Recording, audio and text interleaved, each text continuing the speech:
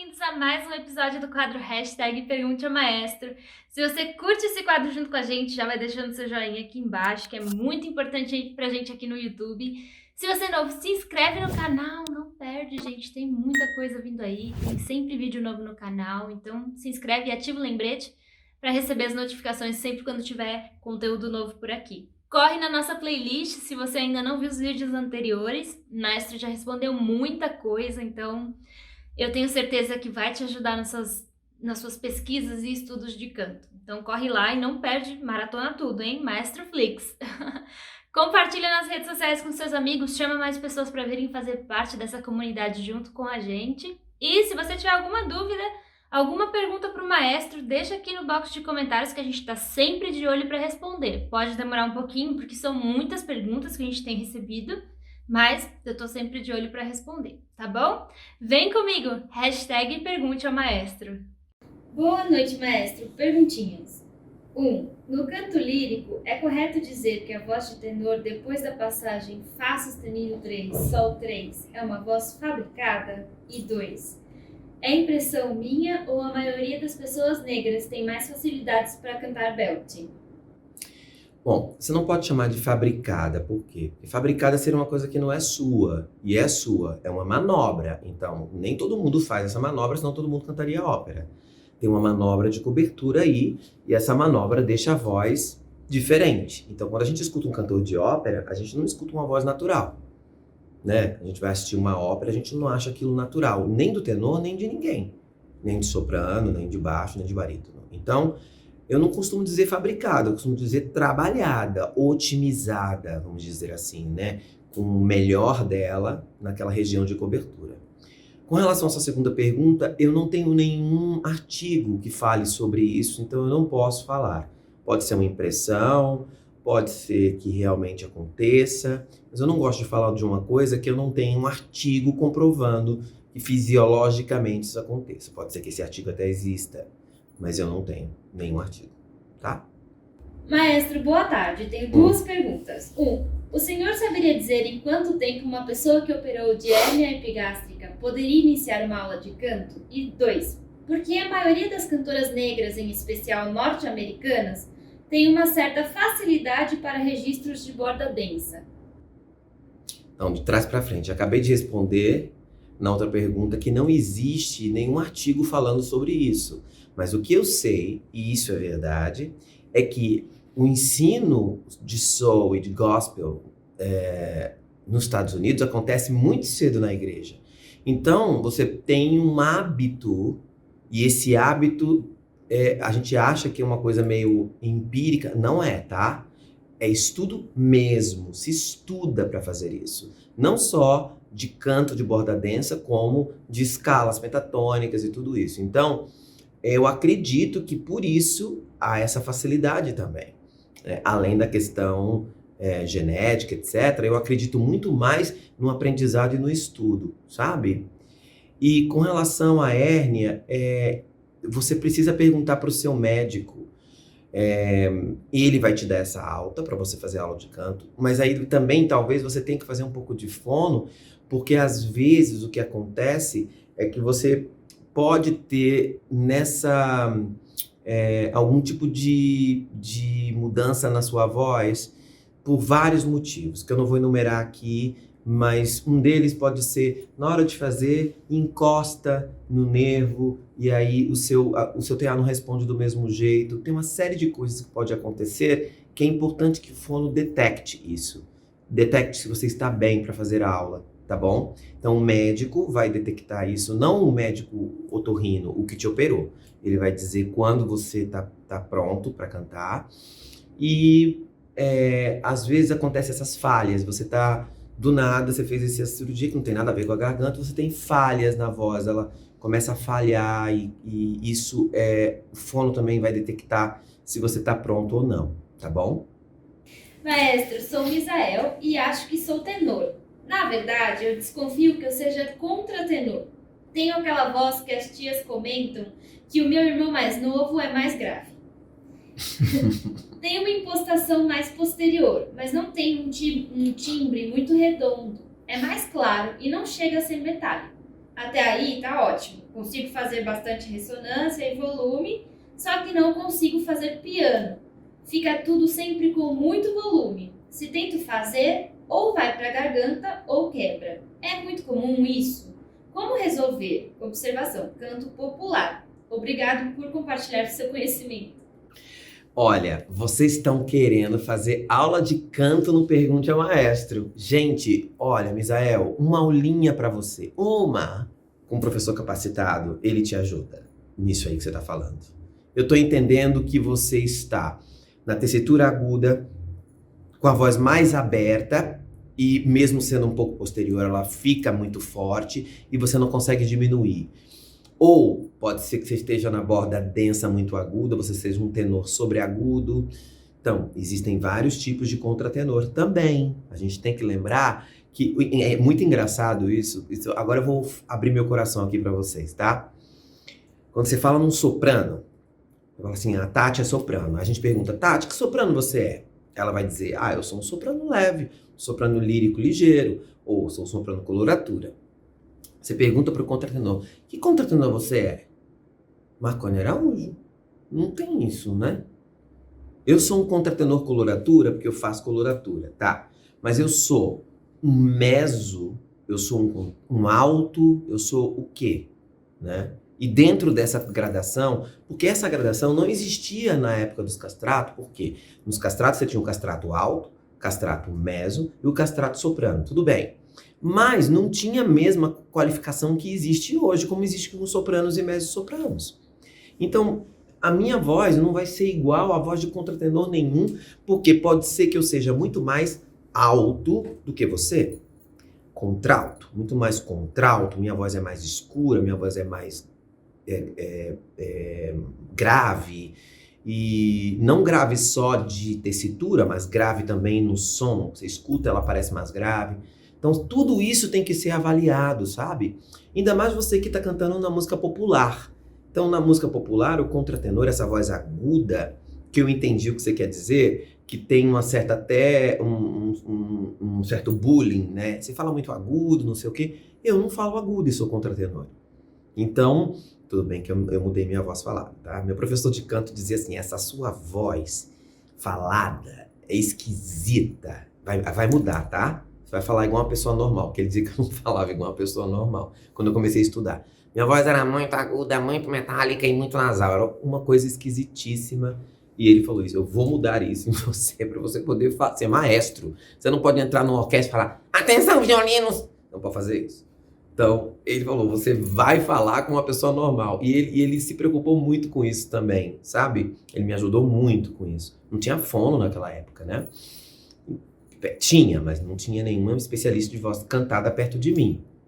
Então, eu entendo o que você quer falar. Hoje a minha fala não é aguda, mas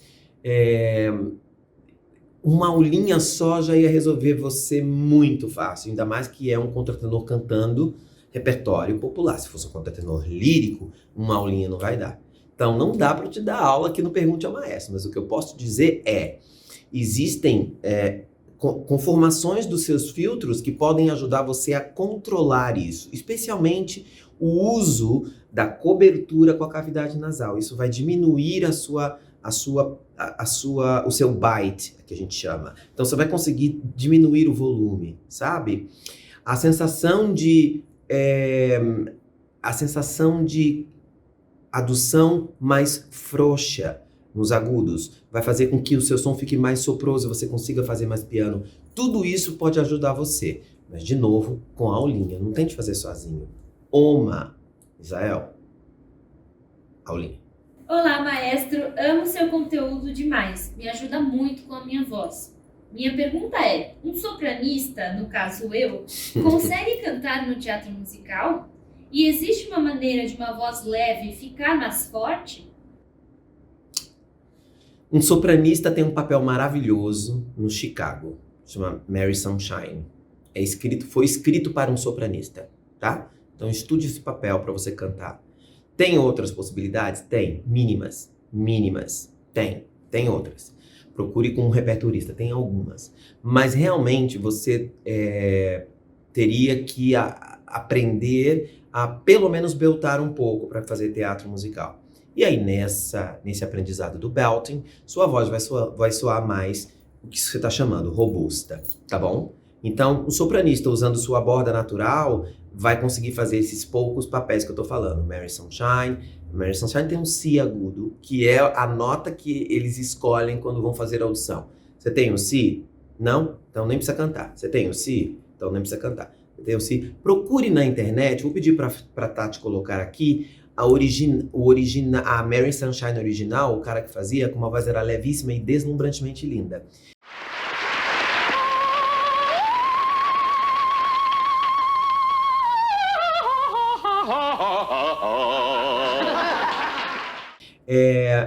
E aí você vai entender esse papel. Agora, em teatro musical, você vai ter que aprender a beltar. Eu já dei aula para contratenores e fiz esses contratenores aprenderem a beltar. E alguns fizeram carreira e estão cantando. Além de cantar como contratenor, cantam como belters também. Tá bom?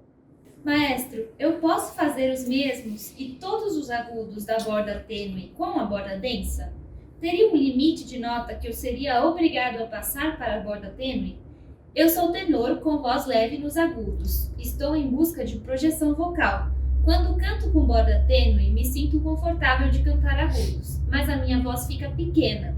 Quando tento com a borda densa, sinto-me tensionado. Medo de até estar forçando, na verdade, a minha voz de peito. Será que consigo um dia pegar a projeção vocal do Leonardo Gonçalves? Enfim, eu estou amando seus vídeos e espero muito, se possível, ser respondido. Olha, você tem razão. Existe um limite para a borda densa e depois você pode usar a borda tênue, mas se você tiver técnica, você consegue unir os dois registros dentro do registro médio. Então você tem um registro denso, onde a predominância é de TA, você tem um registro tênue, onde a predominância seria de CT, mais ou menos, o TA fica mais permissível, mas vamos simplificar. E o registro médio, onde os dois estão trabalhando de uma maneira mais igualada, mas eu posso ter a borda tênue e a borda densa. Nesse registro médio, você consegue igualar. Não tem esse esforço que você estava dizendo de borda densa e também não tem fraqueza na borda tênue. Você precisa aprender a cantar nessa região, desse registro. Mas existem limites também. E cada cantor tem um. Então, às vezes, tem gente que consegue subir muito agudo de borda densa e pouquinho de borda tênue. Tem gente que consegue subir pouco de borda densa e muito de borda tênue. Então, caso a caso. Tem que fazer aula, tá? Eu te respondi. Você precisa aprender a fazer registro médio. Seja ele lírico ou seja ele belting. Belting vai ser mais fácil, tá? Mas eu não tenho como te dizer como fazer isso. Porque tem uma série de coisas aí que precisam ser ajustadas, né? A sua força, né? No seu apoio, a sensação de força, diminuir essa sensação de força, o controle da voz muscular para que você consiga controlar a massa recrutável, os filtros que você vai usar em cada borda, os callings para te ajudar a chegar melhor nos subregistros. Tudo isso você vai aprender em aula. Mas quando eu digo aula, gente, não é 5 anos de aula de canto.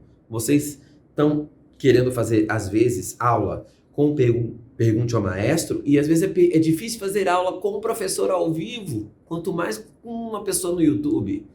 Inclusive, o Pergunte ao Maestro, quando a gente conversou sobre, eu, a Tati, o Fábio, a produção, eu sempre deixei muito claro que eu não ia dar aula na internet. Eu não ia dar não ia dar aula pelo YouTube. Eu posso até dar um curso, mas dar aula pelo YouTube, não dá para dar aula, fazer vocalizes, eu não confio. Quando eu tô com um aluno na sala, eu me preocupo.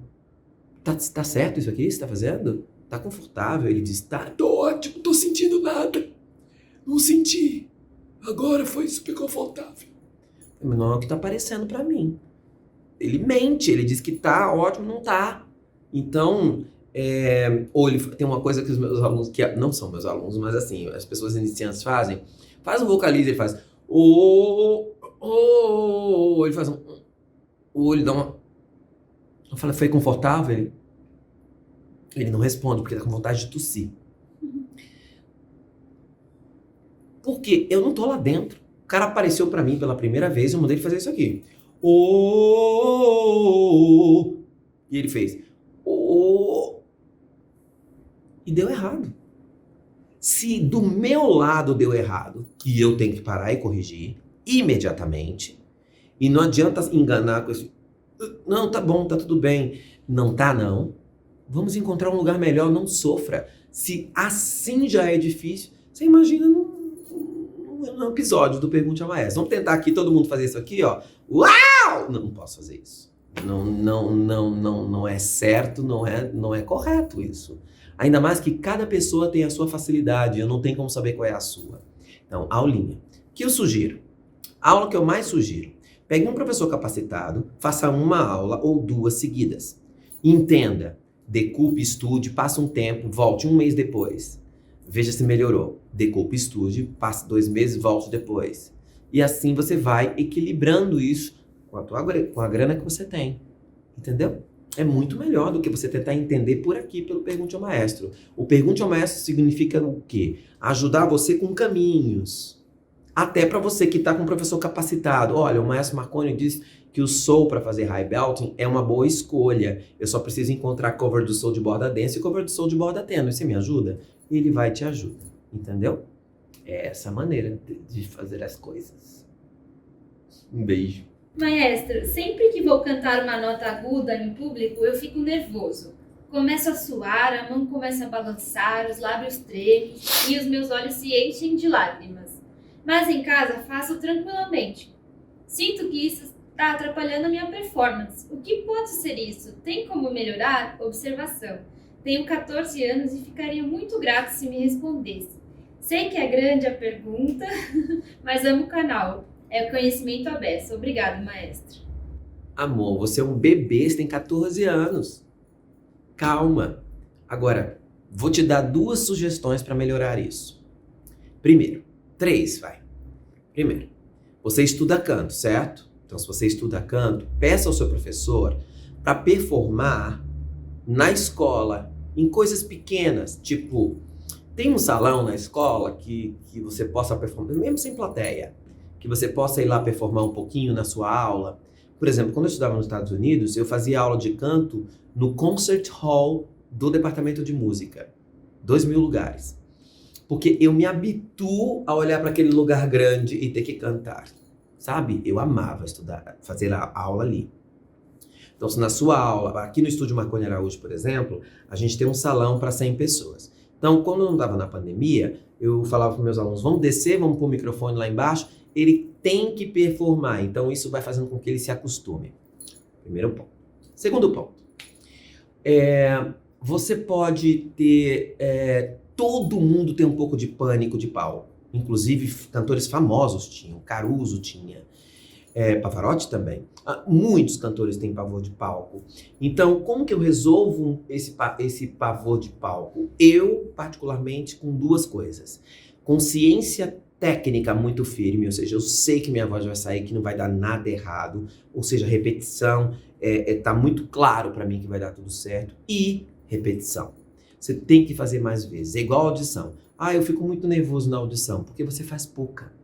Quando você começa a fazer mais, os meus alunos que estão em Nova York e em Londres, que fazem muito mais audição, eles ficam muito menos nervosos que os que são aqui no Brasil, que tem pouca audição. Agora até que tem muito, parou por causa da pandemia, mas quanto mais audição você fizer, melhor. Sugestão, meus alunos falam, mas onde eu faço? Faça audição para tudo que aparecer na frente, mesmo que você não entre. Por exemplo, curso de montagem do musical fulano. Aí você vai lá e faz a audição, mesmo que você não vá fazer.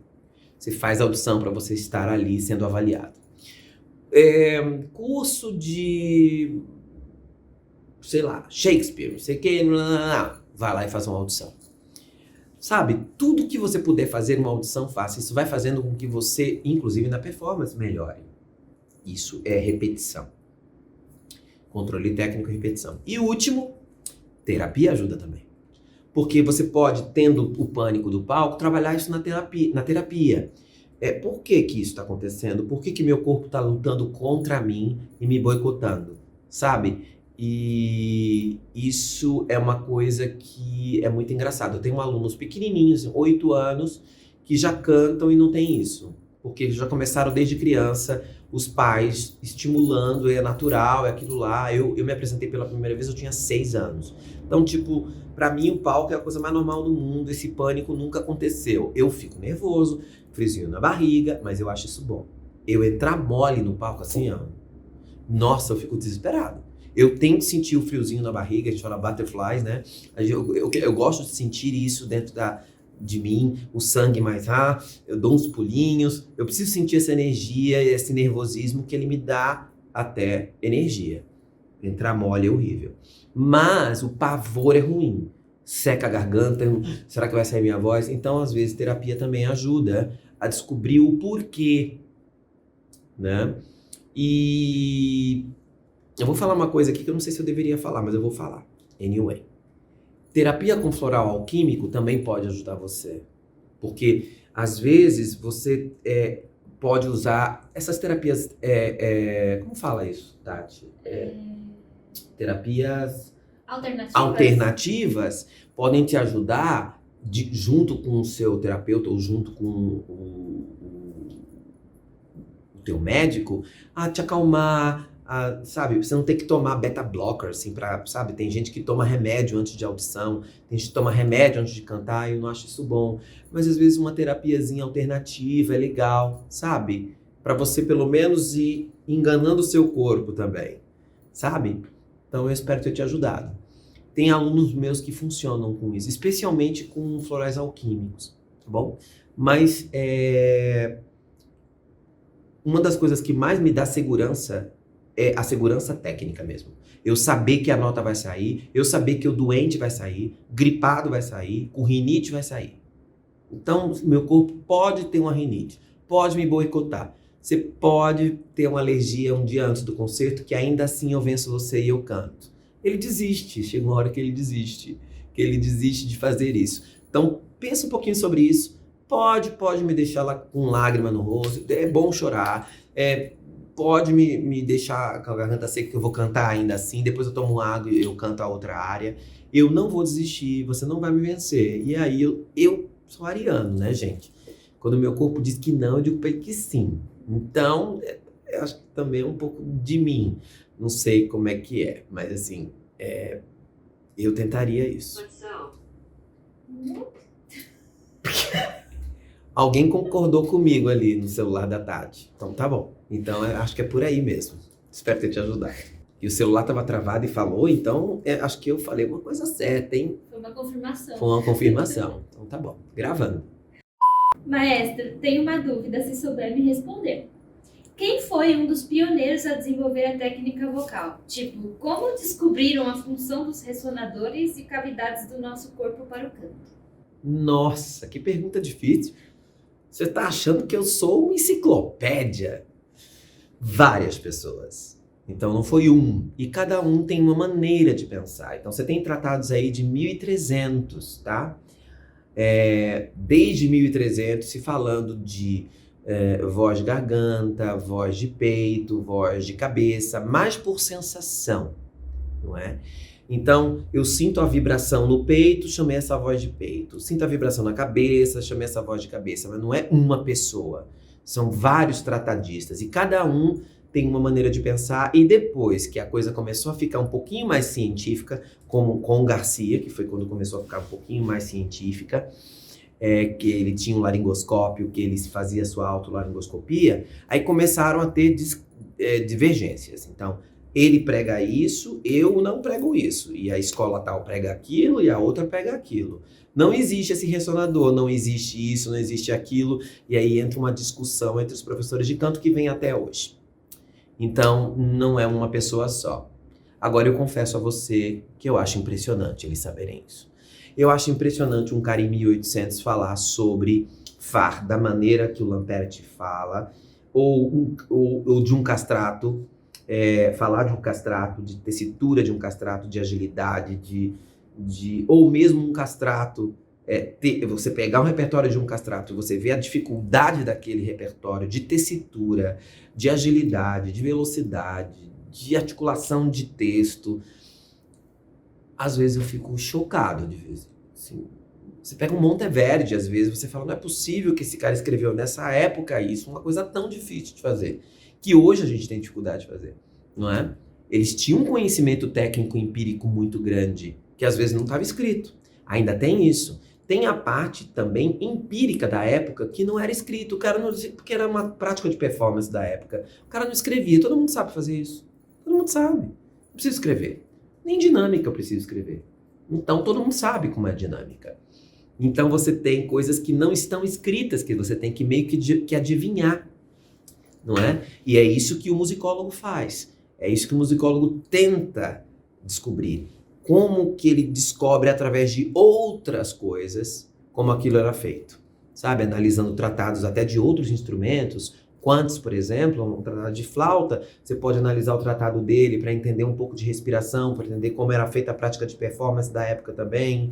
Então, às vezes, analisando tratados de teclado para entender a ornamentação. É um trabalho hercúleo dos musicólogos. Então, eu não sou musicólogo. Eu não posso te ajudar, tá? Mas é uma área incrível de estudo. E eu confesso que eu fico, às vezes, meio assustado quando eu leio algumas coisas.